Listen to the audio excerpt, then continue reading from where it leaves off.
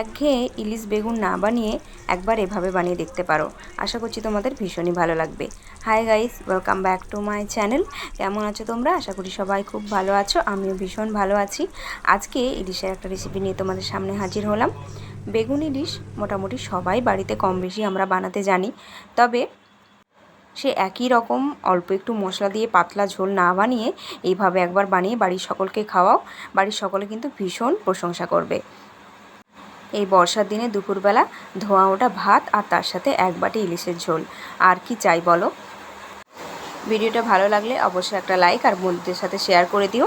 আর চ্যানেলে যারা নতুন বন্ধু এসেছো অবশ্যই চ্যানেলটিকে সাবস্ক্রাইব করে পাশে থাকা বেল আইকনটি প্রেস করে দিও। তো এই ইলিশ বেগুন বানানোর জন্য কি কি লাগছে প্রথমে দেখে নেব। তো এখানে একটা আমি গোটা ইলিশ নিয়েছি, তবে এতটা আমি রান্না করব না। তো পুরোটা প্রথমে ভালো করে ধুয়ে নেব, তারপর যতটা পরিমাণ লাগবে সেটা নিয়ে নেব। আর ইলিশটা দেখে তোমরা বুঝতে পারছো কতটা ফ্রেশ আছে। এরপর দেখো আমি ভালো করে ধুয়ে নিয়ে এখানে 6 পিস মাছ নিয়েছি, তোমরা তোমাদের পরিমাণ অনুযায়ী নিয়ে নেবে। তো এখন ভালো করে লবণ আর হলুদ মেখে নেব। অল্প একটু সর্ষের তেল দিয়েও ভালো করে এটাকে ম্যারিনেট করে রেখে দেব। আর হাত দিয়ে মাখার সময় অবশ্যই খেয়াল রাখতে হবে মাছের ভেতরে যে ডিমটা আছে, ডিমটার মধ্যেও যেন ভালো করে লবণ হলুদটা মেশে, নাহলে খাবার সময় ডিমটা কিন্তু লবণ লাগবে না আর খেতেও ভালো লাগবে না। তো এখন এটাকে ঢাকা চাপা দিয়ে রেখে দেবো। এবার কেটে নেব বেগুনটা। তবে বেগুনটাও কিন্তু তোমরা পরিমাণ মতো নিয়ে নেবে। এখানে মাঝারি সাইজের দুটো বেগুন আছে, তবে আমি একটা গোটা দেবো আর একটা হাফ দেব।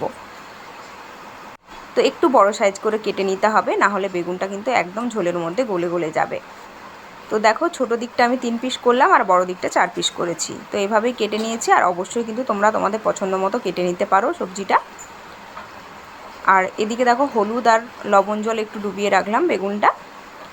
এবার একটা মশলা রেডি করে নেব। এই মশলাটার জন্যই কিন্তু ঝোলের টেস্টটা আরও বেটার হবে। প্রথমে আমি কাঁচা লঙ্কা নিয়ে নিয়েছি 3 পিস, ঝালটা অবশ্যই তোমাদের পছন্দ মতো নিয়ে নিও। হাফ চামচের মতো দিয়ে দিলাম কালো জিরে, আর হাফ চামচের থেকেও একটু কম দিলাম কালো সর্ষে, আর হাফ চামচ দিয়ে দিলাম গোটা জিরে। তো মশলার পরিমাণটা তোমরা মাছ আর বেগুনের পরিমাণ অনুযায়ী বাড়িয়ে কমিয়ে নেবে। এবার খুব ভালো করে শিলপাটায় বেটে নিতে হবে। অবশ্যই তোমরা চাইলে মিক্সিতে বেটে নিতে পারো, তবে এই শিলে বাটার মশলার কী যে স্বাদ যারা বাটে তারাই একমাত্র বুঝতে পারবে। তো এবার দেখো ভালো করে বেটে নিয়েছি, তো আলাদা দিকে সরিয়ে রাখলাম। এবার কড়াইটাকে খুব ভালো করে গরম করে নিয়ে এখানে আমি সর্ষের তেল দিয়ে দিলাম। রান্নাটা কিন্তু পুরোটা সর্ষের তেলেই করে নিতে হবে। তো এখানে 100 গ্রামের মতো আমি তেল মোটামুটি দিলাম, কারণ বেগুনটা ভাজতে হবে, বেগুনে কিন্তু একটু তেল বেশি লাগবে। তো এবার বেগুনটার মধ্যে একটু লবণ আর হলুদ মেখে নিয়েছি, তারপর বেগুনটাকে ভালো করে ভেজে নেব। অনেকেই কিন্তু ঝোল ফোটার সময় বেগুনটা দিয়ে দেয়, তখন বেগুনটা খেতে অতটা কিন্তু টেস্টি হয় না। একটু ভেজে নিয়ে বেগুনটা দিলে এর টেস্ট কিন্তু অনেক বেটার হয়। তো তোমরাও চেষ্টা করবে বেগুনটাকে ভালো করে ভেজে নিয়ে দেওয়ার। দেখতেই পাচ্ছ এখানে কিভাবে আমি ভেজে নিয়েছি, হালকা দুদিকটায় ব্রাউন ব্রাউন হয়ে গেছে। তো এখন আমি ছানটার সাহায্যে তুলে একটা পাত্রে রেখে দিচ্ছি। এরপর মাছগুলো ভেজে নেওয়ার পালা। তো তেল কিন্তু আমি আর দিলাম না, কারণ অনেকটাই তেল আছে। তো এবার মাছগুলোকে আমি দিয়ে এক এক করে ভেজে নেব। তবে ইলিশ মাছ খুব একটা কড়া করে ভাজার কিন্তু দরকার নেই, খুবই হালকা করে ভাজলেই হয়ে যাবে। জাস্ট হালকা একটা দুদিকটায় ব্রাউন কালার এসে যাবে, তখনই তুলে নেব। অনেকেই কিন্তু ঝোল কাঁচা বানায়, তবে সেটা যদি ডিম ছাড়া হয় তাহলে বেশ ভালো লাগে। আর যেহেতু ডিম হয়ে গেছে মাছটার মধ্যে, তাই আমি একটু ভেজে নিয়ে দিচ্ছি। তো এক পিঠ ভালো করে ভাজা হয়ে গেছে, অপর পিঠটা উল্টে দিলাম। আর ওপর দিকটা দেখতে পাচ্ছ এরকম হালকা একটা ব্রাউন কালার এসেছে। তো এখন তুলে নেব। বেশি ভাজতে গেলে তখন কিন্তু মাছটা কড়া হয়ে যাবে, ভালো করে এর মধ্যে ঝাল মশলা ঢুকবে না। তো সমস্ত মাছ কিন্তু আমি একইভাবে ভেজে নিয়েছি।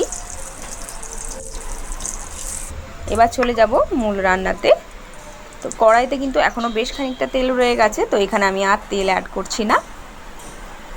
তোমাদের যদি লাগে অবশ্যই তোমরা অ্যাড করে নিও। ফোড়নে দেব কালো জিরে হাফ চামচের মতো, আর দেব দুটো কাঁচা লঙ্কা। কাঁচা লঙ্কাগুলো একটু চিড়ে দেবে, নাহলে ফাটতে পারে। এবার যে মশলাটা রেডি করেছিলাম মশলাটাও দিয়ে দিলাম। আঁচটাকে কিন্তু এই সময় আমি মিডিয়ামে রেখেছি। হালকা একটু ভেজে নিয়ে এখানে এবার বাকি মশলাগুলো অ্যাড করব।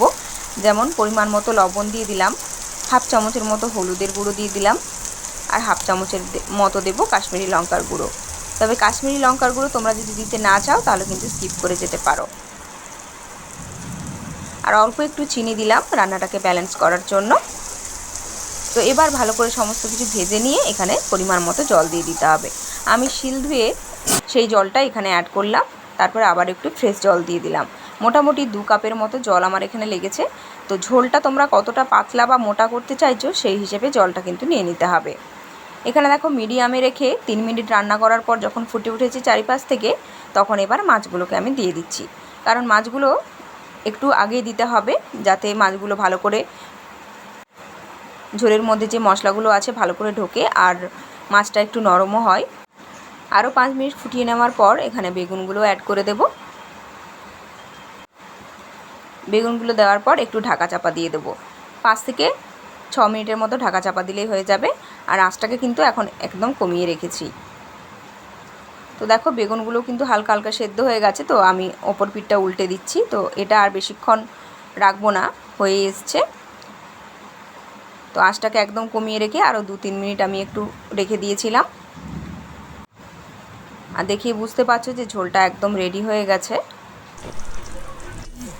আর কালারটাও কত সুন্দর এসেছে ঝোলে, দেখতেই পাচ্ছ। তো একই রকম ইলিশের ঝোল না খেতে চাইলে এভাবে একবার মশলা দিয়ে বানিয়ে দেখতে পারো। আশা করছি তোমাদেরও খুবই ভালো লাগবে। তো উপর থেকে একটু কাঁচা লঙ্কা ছড়িয়ে আমি সার্ভ করে নিলাম একটা বাটির মধ্যে। তো রেসিপিটা তোমাদের কেমন লাগলো অবশ্যই কিন্তু জানিও। ভালো লাগলে একটা লাইক আর বন্ধুদের সাথে শেয়ার করে দিও। এর আগেও কিন্তু ইলিশের অনেক রেসিপি আমি তোমাদের সাথে শেয়ার করেছি, সবথেকে বেস্ট কোনটা লেগেছে অবশ্যই সেটাও কমেন্টে আমাকে জানিও। আর মাছের ভেতরটা কতটা নরম হয়েছে তোমরা দেখেই কিন্তু বুঝতে পারছো। মুখে দেওয়ার সাথে সাথে কিন্তু একদম মিলিয়ে যাবে। তো আজকের মতো আসি, দেখা হবে নতুন রেসিপি নিয়ে।